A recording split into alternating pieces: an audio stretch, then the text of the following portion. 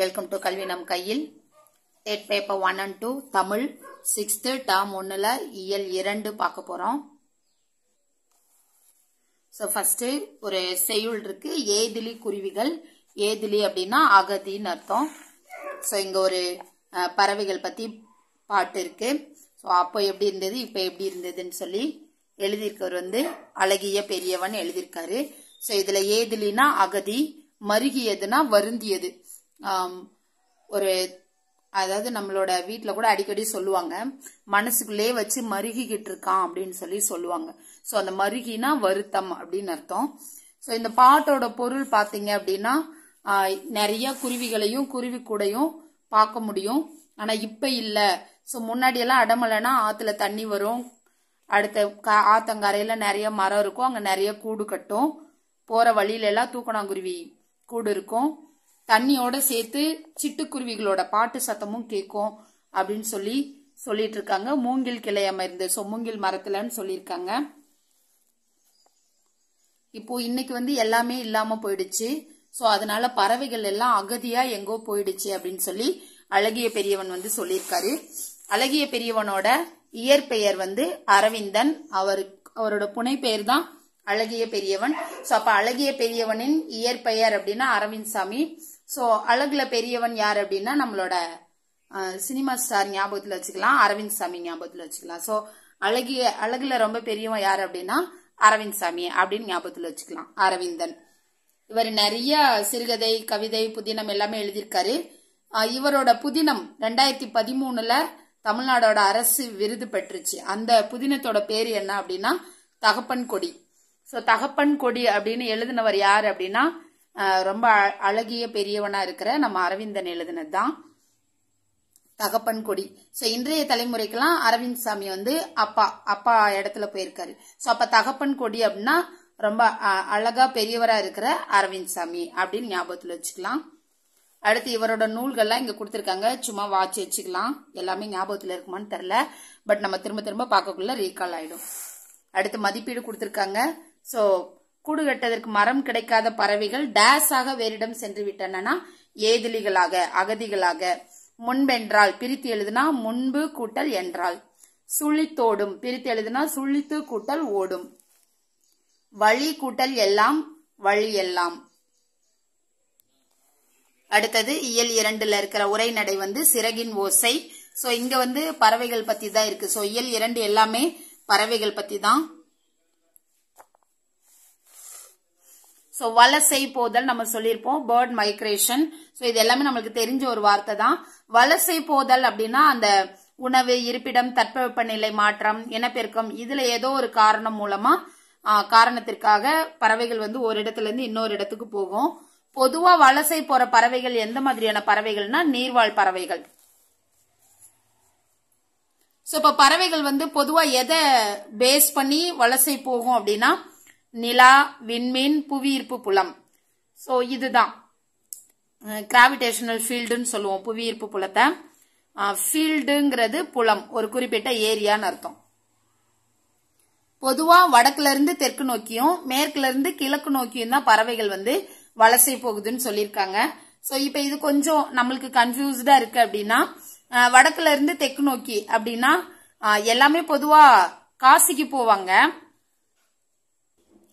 So எல்லாமே இமயமலையை நோக்கி போவாங்க. ஆனா பறவைகள் மட்டும் அங்கிருந்து தெற்கு பக்கமா வருது அப்படின்னு ஞாபகத்துல வச்சுக்கலாம். இன்னொன்னு என்ன அப்படின்னா மேற்குல இருக்கிற மேற்கு தொடர்ச்சி மலையில இருக்க அந்த அடர்ந்த காடையே விட்டுட்டு பறவை வந்து கிழக்கு தொடர்ச்சி மலையை நோக்கி வருது அப்படின்னு ஞாபகத்துல வச்சுக்கலாம். சோ உயரமான இமயமலையில இருந்து தெற்கு பக்கமா வருது, நல்ல அடர்த்தியா பசுமையா இருக்கிற மேற்கு தொடர்ச்சி மலையை விட்டுட்டு கிழக்கு தொடர்ச்சியை நோக்கி பறவைகள் வருது அப்படின்னு ஞாபகத்துல வச்சுக்கலாம். அதே மாதிரி அது வலசை போகும்போது சில பறவைகள்லாம் எந்த வழியா போச்சோ அதே வழியாவே திரும்பி வரும். சில பறவைகள் வந்து போறதுக்கு ஒரு வழியும் வர்றதுக்கு ஒரு வழியும் வச்சிருக்கும்னு சொல்றாங்க. சோ அந்த மாதிரி வலசை போகும்போது பறவையோட தலையில சிறகு வளரும், அதோட இறகுகள்ல நிறமாற்றம் இருக்கும், உடல்ல இன்னும் நிறைய முடி வளரும்னு சொல்லியிருக்காங்க. சோ இங்க வந்து ஒரு தெரிந்து கொள்வோம் பாட்டு இருக்கு. சோ இந்த மாதிரி தெரிந்து கொள்வோம் உங்களுக்கு தெரியுமா, இந்த மாதிரி வர்றதை நம்ம நல்லா பார்த்து வச்சுக்கணும். சோ கப்பல் பறவை, அதாவது சிறகை அடிக்காம கடலையும் தாண்டி பறக்கக்கூடிய ஒரு பறவை தான் கப்பல் பறவை, ஃப்ரைகேட் பேர்ட் அப்படின்னு சொல்லுவோம். இது தரையே இறங்காம 400 கிலோமீட்டர் தூரம் வரைக்கும் பறக்கும் அப்படின்னு சொல்லியிருக்காங்க. சோ இத கப்பல் கூளை கடா, கடற்கொள்ளை பறவை அப்படின்னு சொல்லுவாங்க. சோ கப்பல் பறவைக்கு மற்ற பேர் என்னன்னா கப்பல் கூளை கடா, கடற்கொள்ளை பறவை. அடுத்து நம்ம தமிழ்நாட்டுக்கு வெளிநாட்டு பறவைகள் வலசை வர்றதை பத்தி இலக்கிய காலத்துல இருந்தே இருக்கு செய்திகள். 1500 வருஷத்துக்கு முன்னாடி வாழ்ந்த சத்தி முத்த புலவர். சோ இது கொஞ்சம் இம்பார்ட்டன்ட். இந்த சத்தி முத்த புலவர் தான் நாராய் செங்கல் நாராயன்னு சொல்லி அந்த செங்கல் நாரை பத்தி பேசியிருப்பாரு. அது வடதிசையில இருந்து வர்றத சொல்லியிருப்பாரு. தென் திசை குமரி ஆடி வடதிசைக்கு ஏகுவீர் ஆயினும். சோ வடதிசையில இருந்து தென் திசைக்கு வந்து மறுபடியும் போறதா அவர் சொல்லியிருப்பாரு. சோ அப்ப இலக்கிய காலத்துல இருந்தே வலசை போற பழக்கம் இருக்குங்கிறத நம்ம தெரிஞ்சுக்கலாம். அதை சொன்னவர் யாருன்னா சத்தி முத்த புலவர். அவர் செங்கால் நாரைய பத்தி பேசியிருப்பாரு. ஐரோப்பால இருந்து தமிழ்நாட்டுக்கு செங்கால் நாரைகள் வர்றது இப்பயும் ஆய்வு மூலமா உறுதி செஞ்சிருக்காங்க. சோ அப்ப வெளிநாட்டு பறவைகளுக்கு புகலிடமா தெரிகிறது எது அப்படின்னா தமிழ்நாடு தான். இப்போ ரொம்ப அழிஞ்சிட்டு வர்ற ஒரு பறவை இனம் அப்படின்னா நம்ம எதை சொல்லுவோம் அப்படின்னா சிட்டுக்குருவி சொல்லுவோம். சோ 2.0 படத்துல கூட அதை சொல்லியிருப்பாங்க. சிட்டுக்குருவி பார்த்த உடனே வேரியேஷன் தெரிஞ்சிரும். ஆண் பறவை பெண் பறவைக்கு சொல்லியிருக்காங்க. ஆண் பறவையோட அந்த கழுத்துல ஒரு பிளாக் கலர்ல இருக்கும். அப்படி இருந்தா அது ஆண் பறவை. அப்படி இல்ல உடம்பு ஃபுல்லாவே பழுப்பு கலர்ல தான் இருக்கு, இங்கேயும் பழுப்புல தான் இருக்குன்னா அது பெண் பறவை அப்படி சொல்லிடலான்னு சொல்லியிருக்காங்க. சோ இது கூடு கட்டும் போது கத்திக்கிட்டே கூடு கட்டும். எப்ப பாரு சவுண்ட் கொடுத்துக்கிட்டே இருக்கும். கூடு கட்டும் போது இருக்கிற எல்லா பொருளையும் எடுத்து போட்டு கூடு கட்டிடும். இது 2 வாரம் 14 நாட்கள் அடை காக்கும். நம்ம கோழிக்கு 3 வாரம், இதுக்கு 2 வாரம்.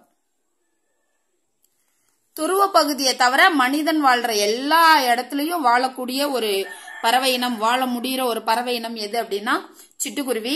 இது இந்தியா முழுவதும் இருக்கு. இமயமலையோட 4000 மீட்டர் உயரத்துல கூட இந்த பறவை வாழுதுன்னு சொல்றாங்க. இதுதான் இன்னைக்கு அழிஞ்சிட்டு வர்ற ஒரு உயிரினம். இதோட வாழ்நாள் அப்படின்னா ஒரு 10ல இருந்து 13 ஆண்டுகள். சோ இதை எப்படி நம்ம ஞாபகத்துல வச்சுக்கலாம்? சிட்டுக்குருவியோட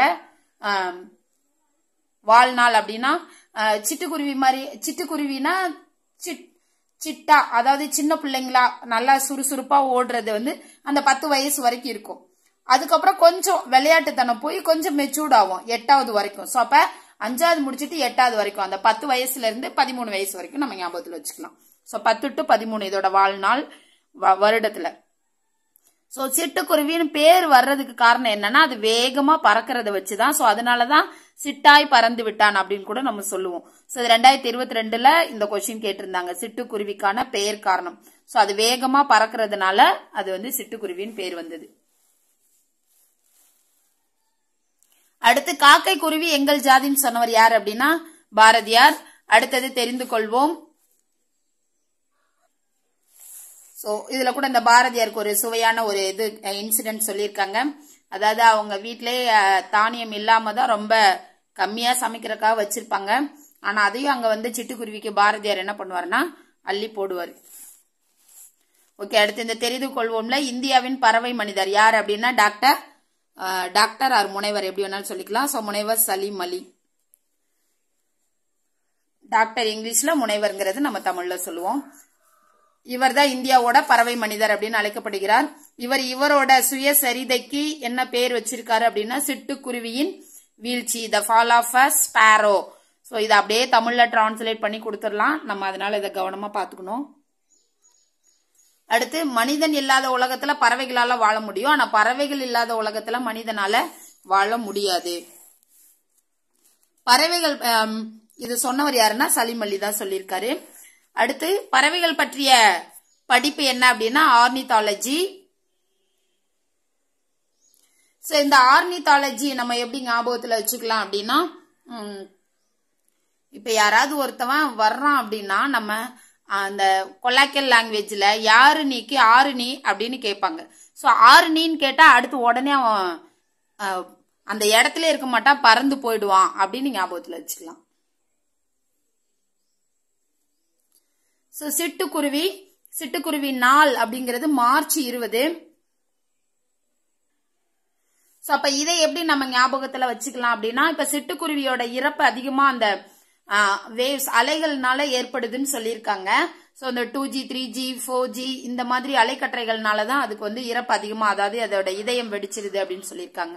ஸோ அப்ப சிட்டுக்குருவிகளோட மார்புக்குள்ள இருக்க இதயம் வெடிக்கிறதுனால அதை நம்ம மைண்ட்ல வச்சுட்டு அலைக்கற்றைகளோட பயன்பாட்டை இது பண்ணணும் அப்படின்னு சொல்லி நம்ம ஞாபகத்துல வச்சுக்கலாம். ஸோ மார்புக்குள்ள இருக்க இதயம் வெடிக்குது, மார்பு March 20 அப்படின்னு நம்ம ஞாபகத்துல வச்சுக்கலாம். அடுத்து உலகிலேயே நெடுந்தொலைவு, அதாவது 22,000 கிலோமீட்டர் பயணம் செய்யும் பறவை எது அப்படின்னா ஆர்டிக் காலார். ஸோ அந்த ஆர்டிக் டர்ன் ரெண்டுல எது கொடுத்தாலும் ஓகே தான். ஸோ அப்ப நெடுந்தொலைவு பறக்கக்கூடிய பறவை, அதாவது சிறகையே அடிக்காம பறக்கக்கூடிய பறவை அப்படின்னா கப்பல் பறவை, கூளைக்கடான்னு சொல்லுவோம், நம்ம அதை கடற்கொள்ளை பறவைன்னு சொல்லுவோம். அது 400 கிலோமீட்டர். இது வந்து 22,000 கிலோமீட்டர். ஸோ இதை எப்படி ஞாபகத்துல வச்சுக்கலாம் அப்படின்னா, உலகிலேயே நெடுந்தொலைவுனா ரொம்ப தூரம் போறதுக்கு சரியான வயசு எது அப்படின்னா 22 வயசு. நம்ம 17 வயசுல 12வது முடிப்போம். அடுத்து ஒரு டிகிரி 4 வருஷமோ 5 வருஷமோ முடிச்சிட்டோம் அப்படின்னா 22 வயசுல நம்ம இந்த உலகம் ஃபுல்லா ரொம்ப தூரம் போறதுக்கு நம்மளால முடியும் அப்படின்னு ஞாபகத்துல வச்சுக்கலாம். ஸோ அப்ப 22,000 கிலோமீட்டர் போறது ஆர்டிக் காலா. தட்பவெப்பத்தை பிரிச்சோம்னா தட்பம் கூட்டல் வெப்பம். வேதி உரங்களை பிரிச்சோம்னா வேதி கூட்டல் உரங்கள். அடுத்து தரை கூட்டல் இறங்கும்னா தரை இறங்கும். சோ பொதுவா இந்த பிரித்து எழுதுகள்ல நம்மளுக்கு தெரியும், இருந்தாலும் நான் சொல்றேன். பிரிக்கப்பட்ட 2 வார்த்தைகளும் தனித்தனியா செப்பரேட்டா மீனிங்கா இருக்கணும். அப்படின்னா மட்டும்தான் நம்ம சரியா பிரிச்சிருக்கோம்னு அர்த்தம். புள்ளி வச்ச எழுத்தோட முடிஞ்சதுன்னா அது பொருளுடையதா இருக்கணும், தொக்கி நிக்க கூடாது. தட் அப்படின்னா என்னன்னு தெரியாது, அந்த மாதிரி இருக்கக்கூடாது. சோ கிளியரா மீனிங்ஃபுல்லா ஒரு வேர்ட் இருக்கணும். அடுத்து வழி கூட்டல் தடம், வழித்தடம். சிட்டுக்குருவி வாழ முடியாத பகுதி துருவ பகுதி. சோ மிக நீண்ட தொலைவு பறக்கும் பறவை ஆர்டிக் காலா. பறவைகள் வலசை போவதை பற்றி பாடிய புலவர் யார் அப்படின்னா சத்திமுத்த புலவர். பறவைகள் இடம்பெயர்வதற்கு டேஸ் என்று பெயர், வலசை போதல் என்று பெயர். இந்தியாவின் பறவை மனிதர் சலீம் அலி. பறவைகள் வலசை போக காரணங்களுள் ஒன்று தட்பவெப்பம், இனப்பெருக்கம், பருவநிலை மாற்றம், இந்த மாதிரி நம்ம எது வேணாலும் சொல்லிக்கலாம். அதுக்கப்புறம் கிழவனும் கடலும். இந்த ஸ்டோரி நம்ம எல்லாருக்குமே தெரிஞ்சிருக்கோம். ஒரு வயசானவர், சோ கிழவனும் கடலும், the old man and the சீ. இது வந்து ஒரு ஆங்கில புதினம். இது நோபல் பரிசு பெற்ற ஒரு புதினம், இதை மைண்ட்ல வச்சுக்கணும். சோ நோபல் பரிசு பெற்ற நூல் எது அப்படின்னா கிழவனும் கடலும். இதோட ஆசிரியர் எர்னஸ்ட் ஹெமிங்வே. சோ நோபல் பரிசு பெற்ற இந்த கிழவனும் கடலும் எழுதிய இந்த எர்னஸ்ட் ஹெமிங்வே எப்படி மைண்ட்ல வச்சுக்கலாம்னா, ஹம்மிங் பேர்டுனாலே மனசுக்கு இதமா பாடும்.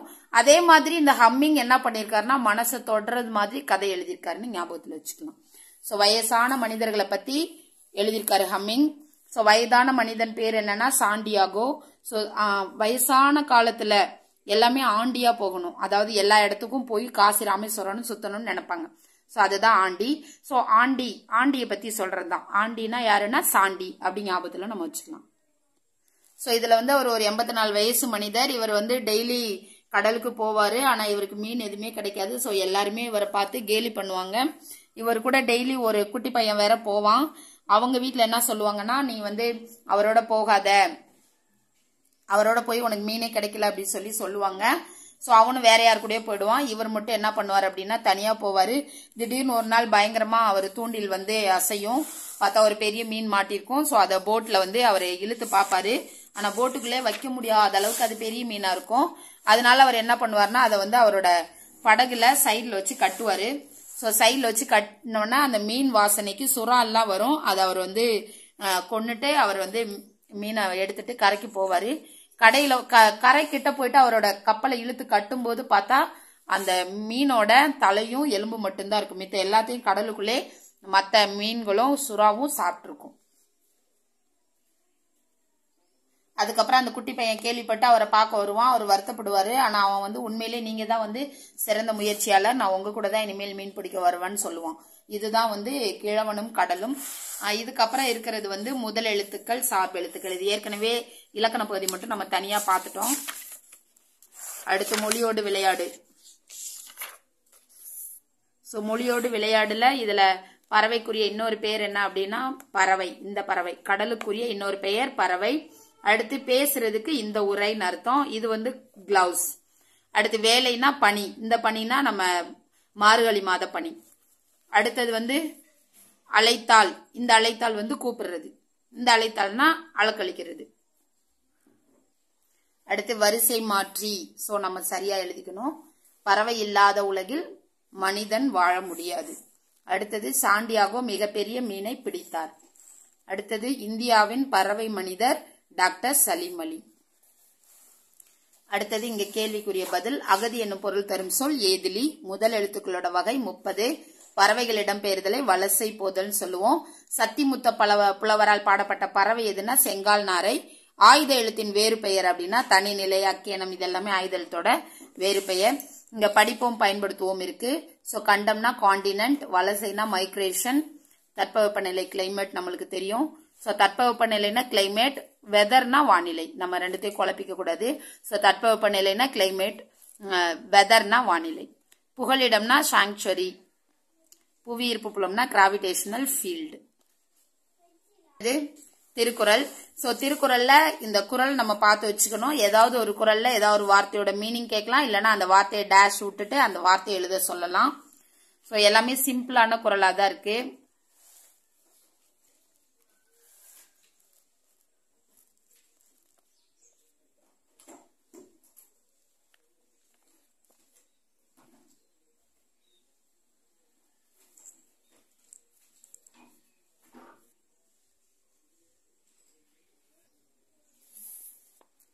சோ இதுல பாத்தீங்கன்னா இங்க என்பும் இருக்கு, இங்க என்பு தோல் இருக்கு. சோ இங்க என்பும்னா உடம்பும்னு அர்த்தம், இங்க என்பு தோல்னா எலும்பும் தோலும்னு அர்த்தம். அப்ப என்புனா உடம்புனாலும் என்புதான், எலும்புனாலும் என்புதான். அதை நம்ம ஞாபகத்துல வச்சுக்கணும்.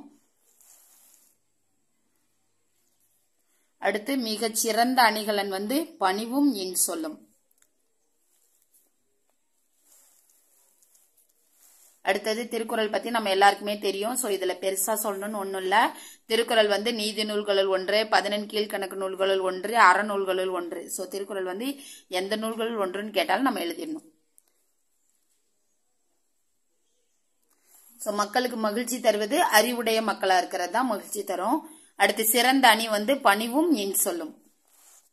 அடுத்து இனிய உளவாக இன்னாத கூறல் கனியிருப்ப காய் கவர்ந்தற்று, அன்பிலார் எல்லாம் தமக்குரியர் அன்புடையார் என்பும் உரியர் பிறர்க்கு.